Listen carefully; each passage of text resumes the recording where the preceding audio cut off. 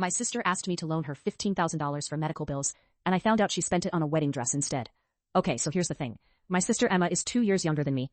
We've always been close, but money stuff has been weird between us because I make more than she does. I'm a software engineer making around $120K a year, and she works retail.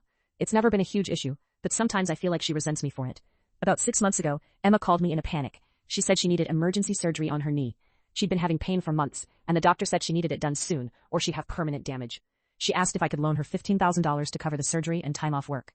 Our parents couldn't help because they were retired and living on a fixed income. She was crying on the phone, saying she was scared she'd end up disabled. I didn't even hesitate. I transferred her the money that same day. I told her it was a loan, but honestly I would have given it to her. She's my sister. Here's what it gets bad. 2 weeks later, I'm scrolling through Facebook, and I see a photo from Emma's friend's wedding. Emma's in the photo wearing this gorgeous white dress, like a real wedding dress. I thought it was weird, because Emma wasn't getting married, so I'd asked about it in a text. She said it was just a joke photo thing. But something felt off. So I did something I'm not proud of. I asked my mom if Emma had told her anything about her knee. Mom got quiet and then admitted that Emma had mentioned she wasn't actually getting the surgery yet. She was waiting to see if physical therapy would work first.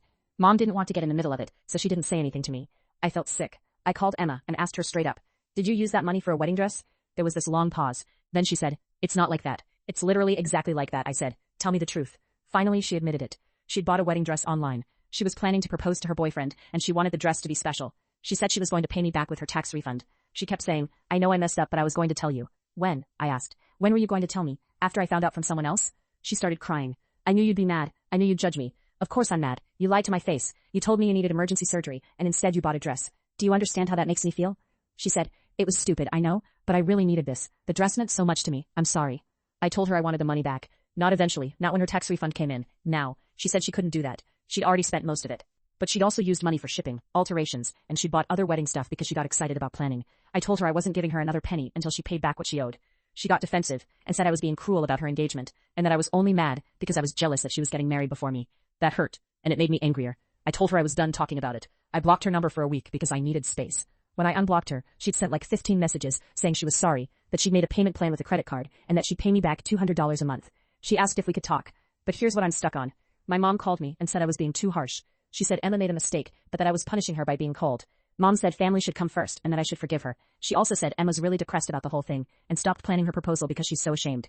Now I'm wondering if I'm the one being the jerk here. I mean, I had the money. It wasn't going to destroy me financially, but she lied to me. She looked me in the eye and lied about why she needed it. And when I found out, she tried to play it off like it was no big deal. My best friend says I have every right to be angry and that Emma needs to learn consequences. But my mom keeps saying I'm being unforgiving and that I'm ruining my relationship with my sister over money. Am I the asshole for refusing to let this go and demanding she pay me back? I found out my boyfriend of 5 years has been lying about his job for the entire time we've been together. His name is Marcus. We met at a coffee shop near my office when I was 24. He told me he worked in tech sales, traveled a lot for work, made good money. He seemed solid, stable. He talked about his big projects, his clients, the stress of his job. I believed him. We moved in together after 2 years, got a nice apartment in Brooklyn. He'd leave on Sundays for his Monday morning meetings in Boston. He'd come back Thursday nights tired, talking about deals and presentations. I never questioned it. Why would I? We split rent. He paid his share. Sometimes he'd miss dinner or come home late, but he always had an explanation. 5 years. We talked about getting married, about kids, about our future. And the entire time, he was lying. I found out by accident. My mom got sick in March. Really sick. She needed surgery, and I was freaking out trying to get time off work. Marcus wasn't home. He was on one of his trips. I needed to find his health insurance information to add her to something. I knew his login was saved on our laptop, so I went to check. I was looking for his benefits portal when I saw his email open. There was a message from his actual boss. Subject line, schedule for this week, office hours Tuesday through Friday. I stared at it. Office hours, Tuesday through Friday. That didn't match anything he'd told me, so I looked deeper. I found emails about his actual job. He wasn't in sales. He worked in data entry for an insurance company. He made maybe $50K a year. The meetings he went to in Boston, they didn't exist. The projects he talked about, made up. But here's the thing that really destroyed me. I found messages between him and another woman. Her name was Sarah. They'd been texting for 3 years. 3 years. Flirty texts. Can't wait to see you Thursday. Miss you already. Photos I didn't want to see. That's where he was. Every Thursday night when he came home, tired from work. Every Sunday when he left for Boston, he was with her. I sat there at the laptop for like 20 minutes just staring. I felt sick. I felt angry. I felt stupid. When he got home that night, I was waiting on the couch. He walked in with his suitcase, smiling, saying, "Hey babe, rough week," and I just said, "Who's Sarah?" He went white. Like actually white. "What are you talking about?" he said, but his voice shook. "Sarah, the woman you've been seeing for 3 years, who you visit every Thursday, the one you text every single day." He set down his suitcase. He sat down across from me, and he didn't deny it. "It's not what you think," he said. So you're not cheating on me? I wasn't asking, I was stating facts. It started because I was unhappy. And Sarah was, I don't care why it started. I care that you lied. Every single day, you looked me in my face and lied.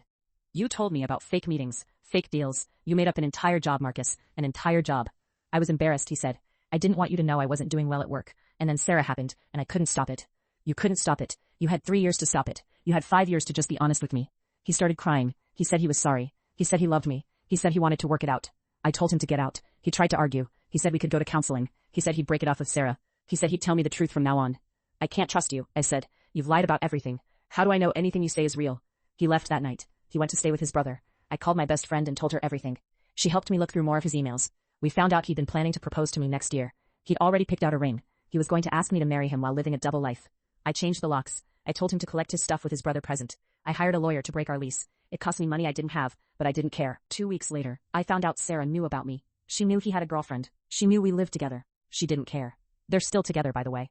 He finally moved in with her. My mom's surgery went fine. She recovered. But I'm still recovering from this. I'm 29 now, and I'm learning that sometimes the person you build a life with isn't who you thought they were at all.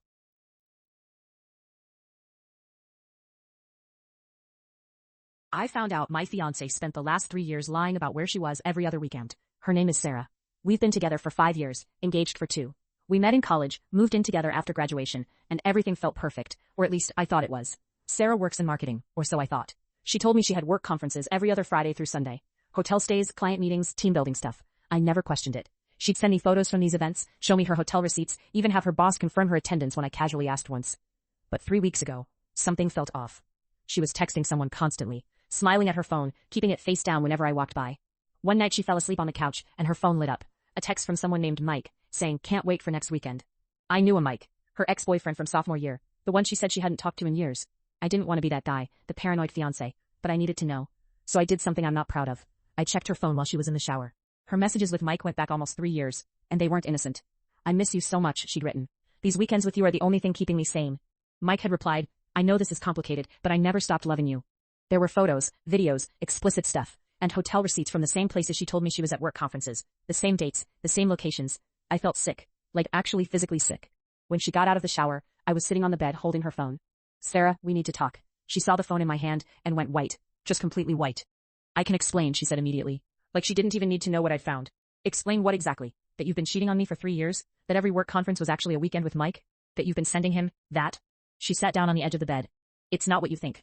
"Really? Because it looks like you've been lying to my face for 3 years while sleeping with your ex-boyfriend." "We're not sleeping together," she said quietly. "Sarah, I saw the pictures. I saw we're not sleeping together," she said again, louder this time. We're in love. We talk about our feelings. We're intimate, yes, but we haven't had sex." I laughed, actually laughed. "You're seriously trying to tell me that makes this better? You've been lying about your entire location every other weekend for 3 years. You've been emotionally and physically intimate with another man while engaged to me." "I know it's wrong," she said, and now she was crying. "I know it's so wrong. But Mike and I, we have something I can't explain. When we're together, I feel alive." "You feel like yourself when you're cheating on your fiancé?" "I never meant for it to happen. He reached out 2 years ago just to catch up and 2 years. Sarah, you've been doing this for 2 years. 3, she whispered. I lied about the timeline. I couldn't even look at her. I got up and walked to the living room. She followed me. "What do you want me to do?" she asked. "I'll end it. I'll never see him again." "Now you want to end it, not because you realized it was wrong, but because you got caught. That's not fair." "Fair? You're talking to me about fair. You've been systematically lying to me for 3 years. You created an entire fake schedule. You had your boss covering for you. You looked me in the eye every single week and told me where you were going." She didn't say anything. "I need you to move out," I said. "Please don't do this. Please, I love you. I made a mistake." "You made a choice. Every single weekend you chose to lie. You chose to be with him. You chose this." I called my brother and told him to come pick me up. I stayed at his place for a week, while Sarah packed her things. She moved back in with her parents.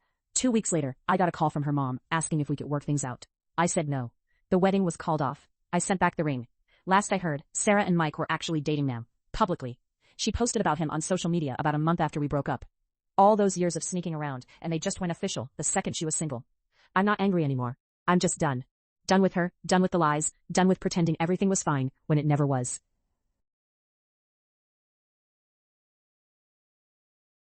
My sister sued me over our parents' will and lost. Now she's asking me to pay her $28,000 in legal bills because family should help family. This time her voice was broken. "The bills came in," she said. "Jake, it's $28,000. The lawyer said I have to pay it all because I lost the case. I've been looking at apartments. I'm going to have to move somewhere cheap. Really cheap. Like not a good area. And my car payment, I don't know how I'm going to make it. Dana, I'm sorry you're in this situation, but I didn't put you there. You could help me though. You could pay half. We could split it. No, absolutely not. Why not? Because you sued me. You tried to take my house, you told people I manipulated our father, and now you want me to pay for you to have done that. I was wrong, she said quietly. I see that now. I was angry, and I wasn't thinking straight. But I'm your sister, Jake. I made a mistake. Don't I deserve another chance? I wanted to say yes, part of me really did. You had your chance, I said. You could have talked to me. You could have asked for money. Instead, you sued. So that's it? You're just done with me? I'm saying you made a choice, and you have to live with it. She cried then. I could hear it through the phone, but I didn't change my mind. I can't do this anymore, she said, and she hung up. That was 2 weeks ago. She's blocked me on everything. Our aunt called and told me I was being cruel. My best friend said family forgives. But I keep thinking about that courtroom. I keep thinking about her lying under oath. I keep thinking about her asking me to pay for her to have sued me. So am I the asshole? My sister called me crying, saying she needed $18,000 for cancer treatment. I gave her the money without question. 6 months later, I found out she never had cancer. Let me back up. Sarah is my younger sister. She's 29, and we've always been close. Our parents died when we were in our 20s, so we kind of raised each other through everything. When she called me in March, I could hear the fear in her voice. She said her doctor found a tumor, and she needed to start chemo right away. She didn't have insurance that covered it, and she was terrified. I didn't even hesitate. I'm a software engineer, I make good money, and I pulled $18,000 from my savings that week. I didn't ask for receipts or proof. She's my sister. You don't make someone prove they have cancer. For 6 months, I checked on her constantly. I'd text, asking how she was feeling after treatments. She'd send me photos of herself looking sick and tired. She told me about losing her hair, about the nausea, about how hard it was. I believed every word. I felt so bad for her. Then in September, I ran into our cousin at the grocery store. We started talking, and she mentioned she'd seen Sarah at the mall, looking great, shopping for clothes. She said Sarah seemed healthy and happy. That stuck with me weird, but I didn't want to jump to conclusions.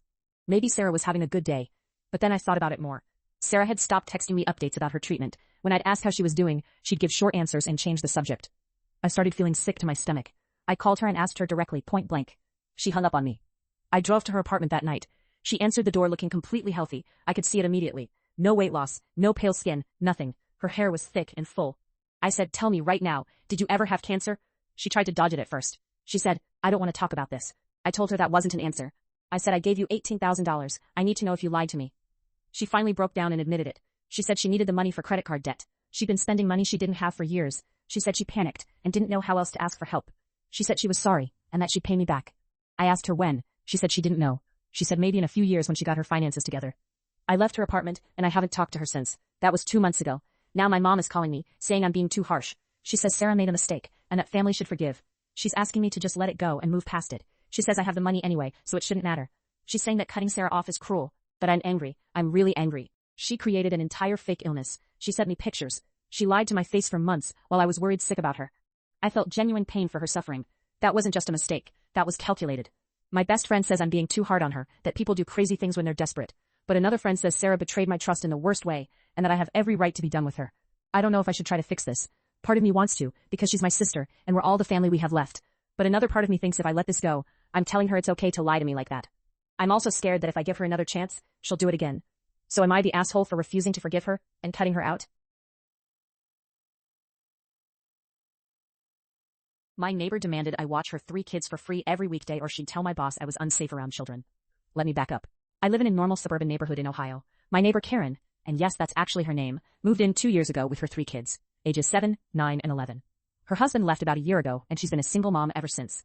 I felt bad for her at first. I really did, but then things started getting weird. I work from home as a project manager. One day in March, Karen knocked on my door at 8 a.m. I was already in my home office on a call. Hey, can you watch the kids today? Their camp got canceled and I have to work. I told her I couldn't. I was in the middle of a project deadline. She seemed annoyed, but left. Then it happened again the next week, and the week after that. Every time there was a school closure, a snow day, or camp cancellation, she'd show up at my door asking me to watch them. I said yes a few times, just for an hour or two. But then she started asking for longer stretches, half days, full days, and she never offered to pay me. One day in April, she knocked again. This time she seemed different, angry. Look, I need you to watch the kids tomorrow, all day. My boss is making me come in on Saturday and I have no one else. I said, Karen, I can't. I have plans. She stared at me. Plans? More important than helping a struggling mother? It's not about importance. I'm not a babysitter. I work full time. I have my own life.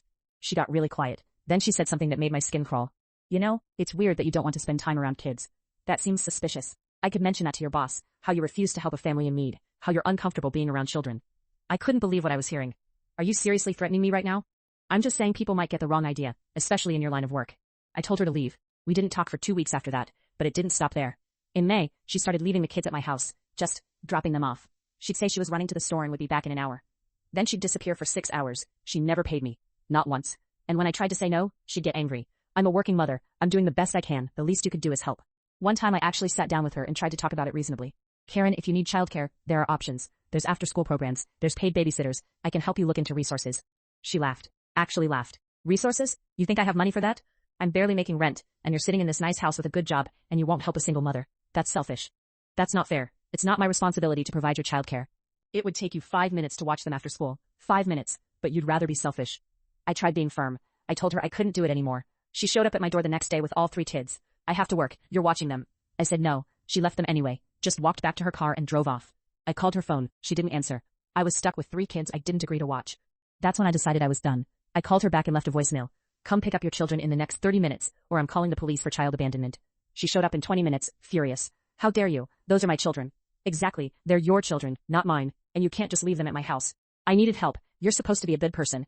Being a good person doesn't mean letting you use me as free childcare. I'm done. Don't ask me again. She got in my face. You're going to regret this. I'm telling your boss everything. How you didn't want to be around my kids. How you're creepy and weird. I didn't back down. Tell him I refuse to provide unpaid childcare. Tell him I don't want my neighbor dropping her kids at my house without permission.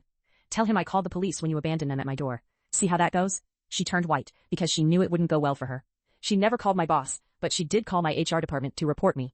She claimed I had made inappropriate comments about her children and refused to help them in an emergency. My boss called me the next day. I explained everything. I showed him the dates, the times, the pattern. I told him about the threats, about her leaving the kids at my house. I even had texts where she asked for free childcare. HR did their investigation. They talked to a few neighbors. Turns out Karen had tried the same thing with 2 other families on the street. Both of them had said no and had similar stories. Karen's complaint was dismissed, and I made sure my boss knew exactly why she had made it. 2 months later she moved. Her family moved in with her parents.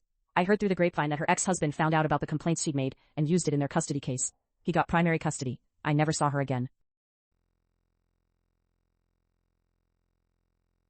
My sister didn't tell me she had a serious health condition for 3 years, and now she's asking me to help pay for her treatment. Let me back up. My sister Emma is 34, I'm 31. We've always been close, or at least I thought we were. About 6 months ago, Emma called me out of nowhere and said we needed to talk. I drove over to her place in Portland, and the second I walked in, I knew something was wrong. She looked tired. Not just tired, sick tired. I have stage 2 Crohn's disease, she said. Just like that. No warning, no build-up. I lost it. How long have you known? 3 years. 3 years. 3 years she didn't tell me. Our mom, our dad, her best friend Keisha, they all knew, but not me. I asked her why, and she just said, I didn't want you to worry. I had it under control. I was hurt, but I tried to move past it. I helped her with appointments, drove her to the hospital when she had a bad flare-up. I was there, but that thing stuck with me. The fact that she didn't trust me enough to tell me. Last month, Emma called again. This time she needed money. A lot of it. Her insurance wasn't covering a new medication her doctor wanted to try, and it would cost $8,400 for the first 6 months of treatment. She asked if I could loan her the money. I was quiet for a long time. I have the money. I'm not rich, but I have savings. I make about $62K a year working in marketing, and I've been careful with my money. But I couldn't stop thinking about the fact that she hid this from me for 3 years. Why didn't you save money for this? I asked. She got quiet. I did save some, but I spent a lot on other stuff. I'm sorry. I know that sounds bad. It does, I said. You hid a major health thing from me for years, and now you want me to bail you out because you didn't plan ahead? That's not fair, she said. Her voice got sharp. You think I wanted to get sick? You think I planned this? No, but you had 3 years to prepare, 3 years to figure this out, and you didn't tell me until you needed something. She started crying. So that's a no? I didn't answer right away. Part of me wanted to help her. She's my sister. She's sick. But another part of me felt used, like our relationship was only important to her when she needed something. I need to think about it, I said. I called my mom that night. Bad move. She told me I was being selfish. Your sister is suffering, and you're keeping score about whether she told you early enough. She hid it for 3 years, I said, and now she's asking for help. That's what family does. But here's the thing. I had just spent $3,200 on my own dental work that insurance didn't cover. I had put money toward a house down payment. I didn't have $8,400 just sitting around that I could give away without it hurting my own future plans. 2 weeks later, Emma texted me. I'm starting the new medication anyway. My friend Keisha is loaning me the money, but I wanted you to know what you chose. That hit hard. I felt guilty, but I also felt angry, like she was punishing me for not just saying yes. I called her. Emma, I'm sorry you're sick, but I can't set myself on fire to keep you warm. And I'm angry that you didn't trust me enough to tell me what was happening. That hurt. I know it hurt, she said. And I'm sorry, but I'm also angry that you're making my health crisis about your feelings. That's not what I'm doing, isn't it? I have a serious disease. I need help, and you're worried about whether I told you soon enough. Do you hear how that sounds? I didn't answer, because I did hear it, and I wasn't sure if she was right. It's been a month. We text sometimes, but it's not the same. Emma is doing better on the new medication, which I'm glad about. But our relationship feels broken in a way I don't know how to fix. I don't know if I was wrong for not helping her. I don't know if she was wrong for not telling me. And I don't know if either of us can come back from this.